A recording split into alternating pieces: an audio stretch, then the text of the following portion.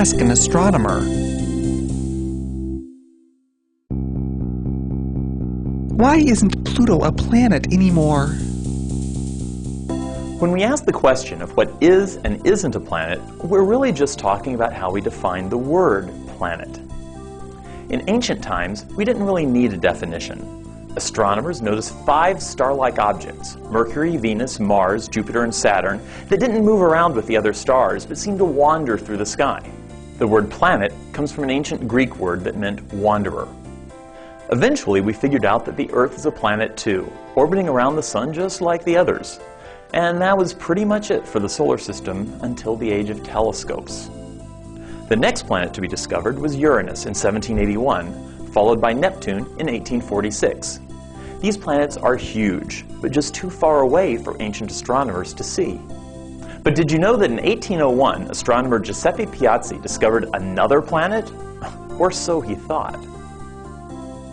Piazzi found a spherical body about 600 miles across, orbiting between Mars and Jupiter. The planet, which is smaller than our moon, was called Ceres. In this case, it wasn't too distant to see, but too small.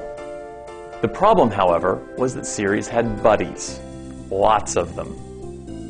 The very next year, a smaller object named Pallas was discovered, and 2 years after that, another named Juno. We now know about thousands of similar bodies.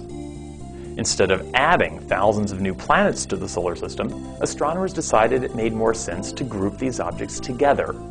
They named a new class of objects, asteroids, and Ceres got demoted.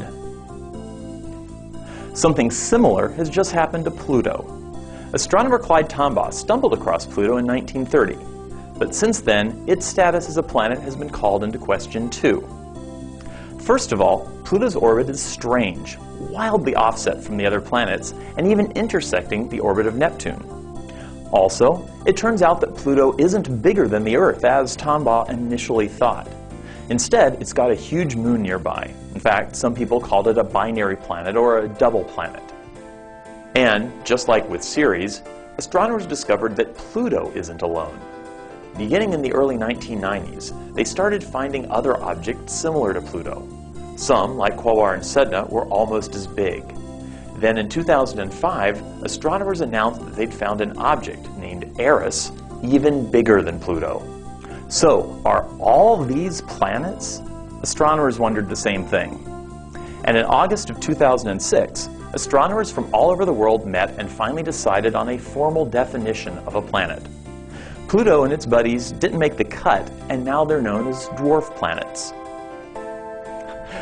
But don't be upset that Pluto isn't a full-fledged planet anymore. Instead, think how exciting it is that there's still so much to learn about the solar system, and that science can continue to set the record straight, even when our initial ideas turn out to be wrong. For Ask an Astronomer, I'm Dr. Robert Hurt at the Spitzer Science Center.